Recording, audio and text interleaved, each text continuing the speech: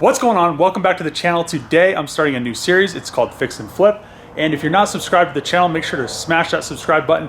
What we are doing in this series, and it's going to be a small part of my channel, I'm still going to do other videos, but I wanted to start this as a new series. I think it'll be really good for people that don't know how to fix cars and also that are unknowledgeable to the little details that can get you that much more money when you go to sell your car in the future. So what we're working on today is a 2011 Chevy Cruze, and it looks extremely clean, and it's I can get a few $1,000s more out of this car. What we're gonna do with this is do a few little things. It has an oil pressure light coming on, and these cars have a really bad problem with failing oil pressure sensors. So what we're gonna do is put maybe $50 worth of oil pressure sensors in it. I already can tell that this one's bad. The way I can tell that is I pulled the plug out, cleaned it out with brake cleaner, put the plug back in, drove the car around, and then when I came back and popped it back out, the plug was oily once again. So that means oil is being pushed through the sensor, which is a guarantee that it is, it's not completely bad yet, but that could be one reason we have an intermittent oil pressure lights. Another thing with these 11 Cruzes is the little tabs that clip into the oil filter housing on the top, the lid, they break off. So you have to be really careful about that. I have already pulled the oil filter out to make sure a piece hasn't fallen by the check valve. There's a check valve on the bottom. You break a piece off of the top, it will clog that port, which bleeds all the oil pressure out of the filter housing back into the engine, which is bad. So I didn't want to drive it over here with that issue, and I didn't want to damage the engines. The car itself is pretty nice. It has a few flaws here and there. So we're gonna come into the interior in here, and let's see this. So the one thing that somebody that's gonna potentially buy this car is gonna open the driver's side door, look in the car, and see that it's very dirty. That is one thing that needs to be resolved. When you sell a car, when somebody looks inside the car, they don't let them see dirt. Another thing I always do is clean this stuff right here, the B-pillar, all of this stuff that you don't actually see when the door's closed. When you open the door, it's the first thing you see. So that helps people know that the car was well taken care of, even if you didn't have it clean beforehand. So make sure to clean that. Vacuum, I'll pull the floor mats out, vacuum the car, I'll clean the leather. Also, this center console, people's arms always go on there, wears them out, and that's a really cheap fix to just put a new one on it. Then people can't nitpick that. The thing with girls driving cars, and I'm not sure, some men I guess wear makeup, but this steering wheel looks destroyed. You can see right there, it looks like the leather is peeling or has faded away, but it isn't. That's all just mascara or whatever the stuff that you put on your cheeks. That's all that is. Girls touch their face, they get it on their hands, they get nervous when they drive, and that's just the residual makeup. So it makes the steering wheel look bad. People see that, they're like, need a new steering wheel. It just needs to be cleaned. Also, the dash needs to be cleaned. Everything in this car pretty much needs to be cleaned. The headliner has a few little things here and there, but it isn't too bad. If she was gonna sell this thing, you can see how nasty the paint looks. It's just dirty. It's been sitting outside. It has kind of not been very, it's an A to B car. I removed the cap, so all the oil in the oil filter housing drained back into the engine. This is the sensor right here, and as you can see right here, you can see that the bottom of the plug is glossy. That's because there's oil seeping through the plug, which is not a good thing. You can also see oil seeping around the outside of this plastic, between the metal and the plastic, which is not good. The part number is right there. It's hard to see. It's 55354325, and that's a GM part number. I have the new oil pressure sensor. Going to put this in, and I also got the oil filter, oil, and the oil additive. I'll put all the links into the description for all this stuff. But now all we have to do is screw this in. Make sure that you pull the old crush washer if it doesn't come off with this sensor off. Now that I have the oil pressure sensor and the oil filter replaced, everything up here is good to go.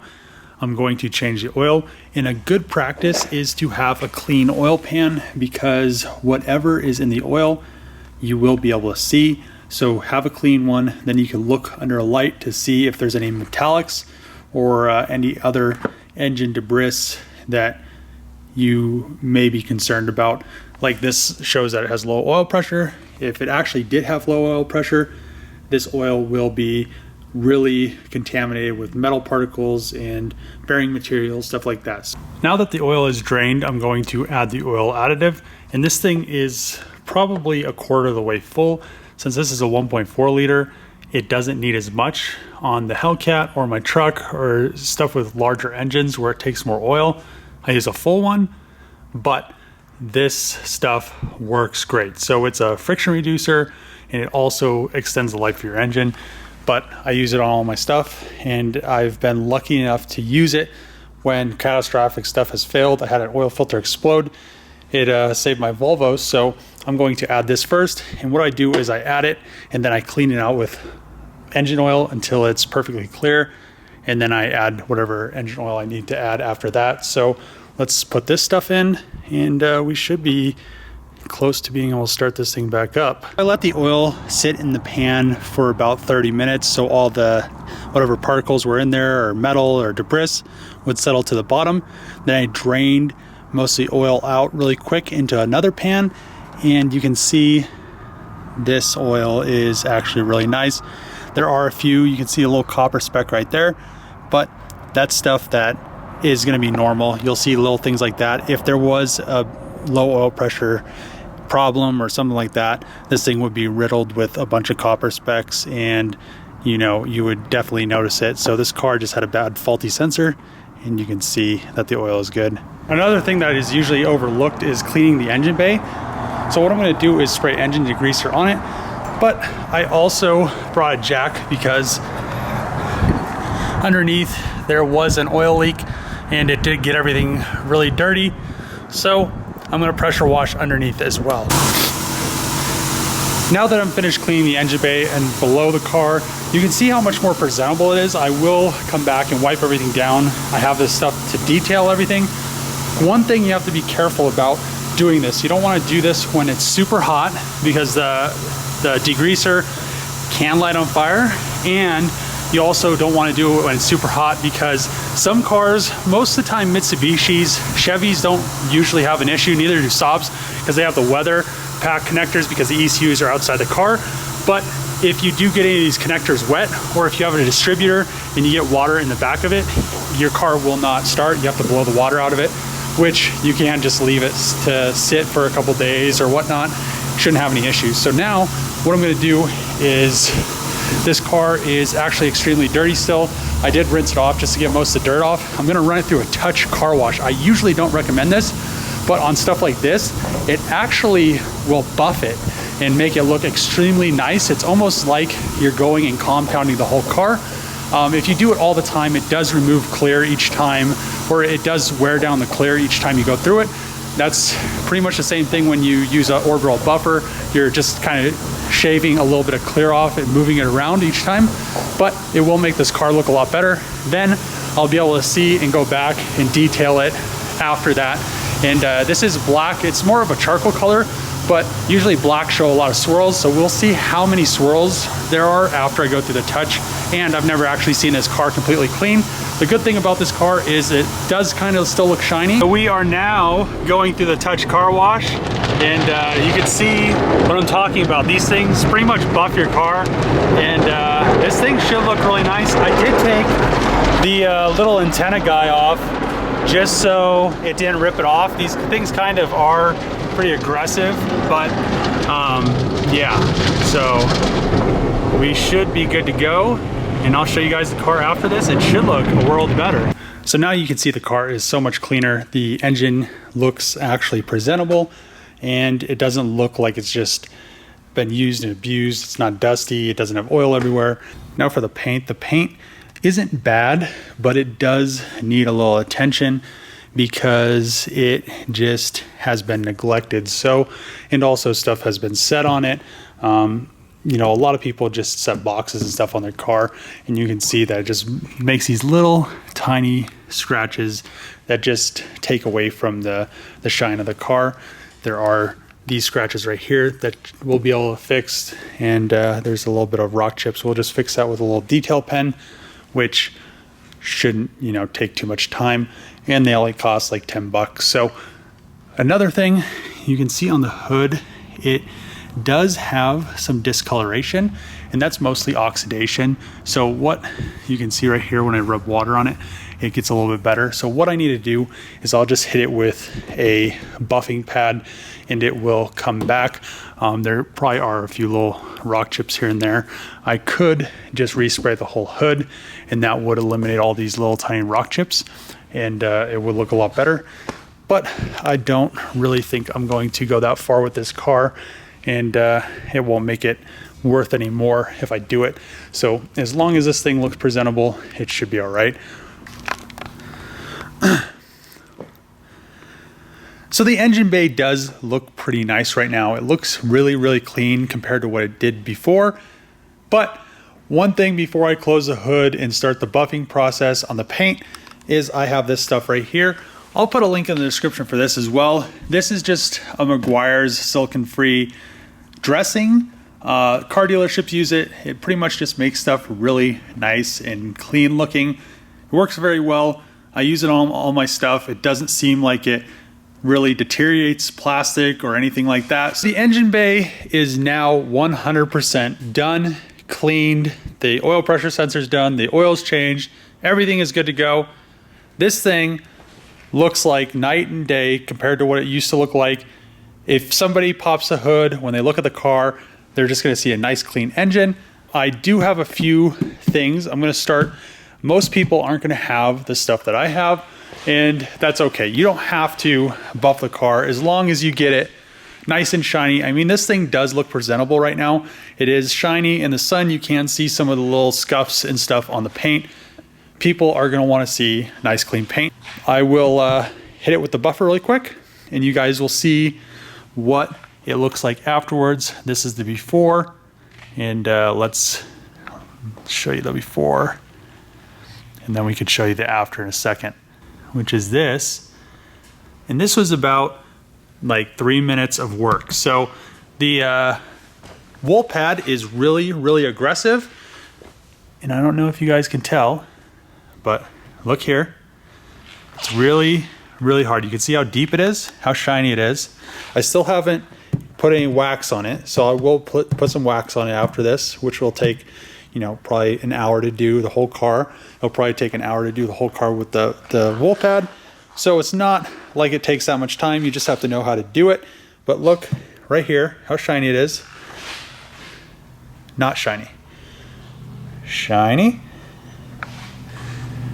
Not as shiny. And you can see all the scratches. So this side, as you saw before, had all those same imperfections. Just finished applying the wax to the car, and you could see how much of a difference it made. It just looks pretty much flawless, except for that little ding right there.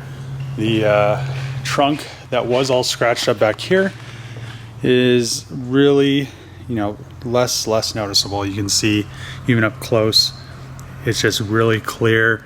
There are a few, you know, deeper scratches like this one right here. It's really hard to see it right there, but I mean, this thing is night and day. So now what we're gonna do is we're gonna move to the interior, and really all the interior needs, I ordered the lid cover so I could put a new lid cover on there, and it pretty much just needs a little detail. So what I do is I'll vacuum it out first with the shop vac, then I'll hit it with the Bissell, then I'll suck all the moisture and water left over from the Bissell up with the shop vac again. Now you can see the carpet is clean. It doesn't have a bunch of rocks or dirt or Snickers bars melted in the carpet anymore. The carpet is nice and clean. So what we're gonna work on now, I'm gonna clean the dash, clean all the makeup off the steering wheel right here, so you guys can see what I'm talking about before I clean it. So right there and right there, all that is like human juice / makeup. So once you see the steering wheel again, it will be nice and clean. The trunk is pretty much an overlooked area, and you don't want it to look like this. It has pine needles and random stuff in it. So what I'm gonna do is just hit with a shop vac. Shouldn't take more than 5 minutes to clean, make it look really nice and presentable. Also, I cleaned the jams on the trunk and the doors. It just makes everything look that much better. The jams are clean, it looks nice, it's presentable, the door panel's clean. Also, even without cleaning the seat, it looks like it is clean. But the one thing I did want to show you is the steering wheel. So if you remember before, it looked like the steering wheel was destroyed, but it is just, you know, your hands sweat. They're touching the steering wheel constantly. Also, the shifter does it as well, or wherever most people set their hands. A lot of people hold the shifter. I do it sometimes. It's just a habit. They're there. You don't have anything else to do. So they have, it's like human, like juice is what I call it. So it pretty much just in cases where you hold your hands right here, right there, and people hold their hands down here on the bottom. Especially on long drives, just kind of to chill. But it makes the car look so much better, as well as the signals. They get a lot of that buildup of human sweat and skin and stuff like that, makeup. But when you clean everything up, you can see that everything in here is now very, very presentable. The dash isn't super dirty, and it doesn't have dust. It doesn't have, you know, the steering wheel doesn't look destroyed. It looks like a very presentable car. Cruise is now 100% ready to go, other than a wash, a final wash. Then it's ready to take some pictures, list it, and see what we can get out of this car. It has come a long way. The interior, the exterior, and the interior, you can just see how much nicer it is. The leather seats, I just got finished cleaning them. You can see there isn't a bunch of crumbs and, you know, just random stuff in them. The interior does look nice. Actually, it's probably 95% done because I still need to put that cover on. Still haven't got it. But other than that, it is a nice car. It's a nice used car. It's presentable. It's 100% working.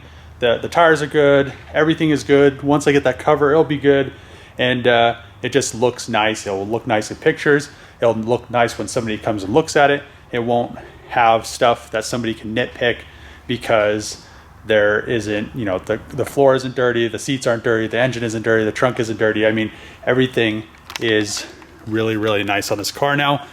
And you can see from the before into the after that it is just so much nicer because just a little bit of elbow grease. It took me around a day and a half to get this thing presentable, to get everything fixed on it so it wasn't throwing any oil pressure lights or any weird codes or anything like that.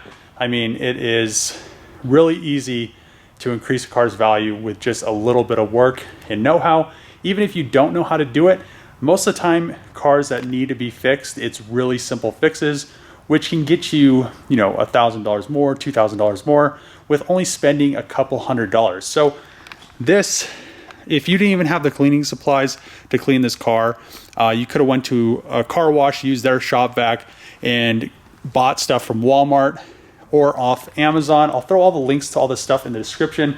So if you guys don't know what I used, it will all be there. Everything I used to clean the car, get it in 100% working condition and really nice and clean. But with that being said, it would only be probably $50 max in cleaning stuff that you need to clean this car. Even if you didn't buff the car, you could have, you know, you could have waxed it and it would have still looked better. But now the car is nice and ready, but it is dark outside. So tomorrow we'll take some pictures, get this thing ready to go. And I think this is probably, I think we'll get like $5,500 out of this car. I have no doubts. It books for around, you know, it's like 6 to 65. It still has, you know, the paint isn't 100% perfect. Nothing's 100% perfect on this thing, but it is probably like, I'd say like 90 to 95%.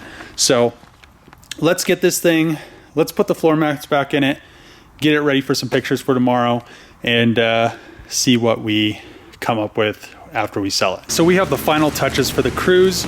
We have a new front emblem, and we also have the leather cover for the center armrest. It's just a cover, they come, it's leather.